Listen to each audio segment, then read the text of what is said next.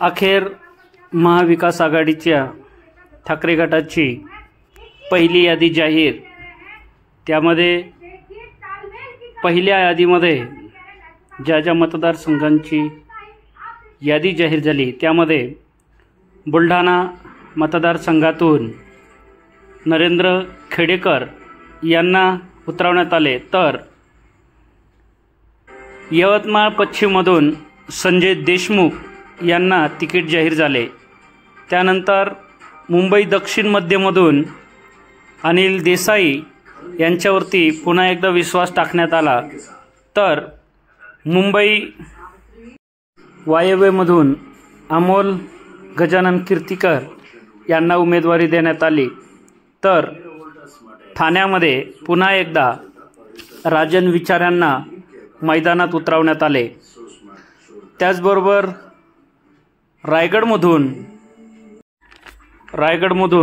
अनंत गीते यांना उमेदवारी देण्यात आलेली आहे, तर नाशिकमधून पुन्हा एकदा राजाभाऊ वाजे यांच्यावरती विश्वास दाखवून त्या ठिकाणी त्यांना उमेदवारी देण्यात आलेली आहे। तर शिर्डीमधून माजी खासदार भाऊसाहेब वाकचौरे यांची वर्णी लागलेली आहे, तर ओमराजे निंबाळकर हे धाराशिवमधून त्या ठिकाणी लढतील। त्याचप्रमाणे पारंपरिक छत्रपती संभाजीनगर मधून त्या ठिकाणी चंद्रकांत खैरे यांना उमेदवारी देण्यात आली, तर नव्याने डबल महाराष्ट्र केसरी यांना सांगलीच्या मैदानामध्ये त्या ठिकाणी उतरवण्यात आले।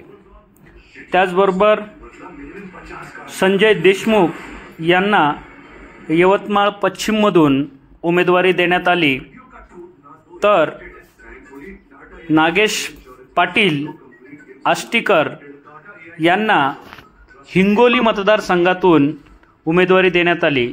त्याचबरोबर सिंधुदुर्गमधून पुन्हा एकदा विनायक राऊतांवरती जबाबदारी, तर संजय दिना पाटील मुंबई ईशान्येमधून उमेदवार असतील, तर संजय जाधव हे पुन्हा एकदा परभणीतून त्या ठिकाणी उभे टाकतील, तर अरविंद सावंत यांना उमेदवारी देण्यात आली।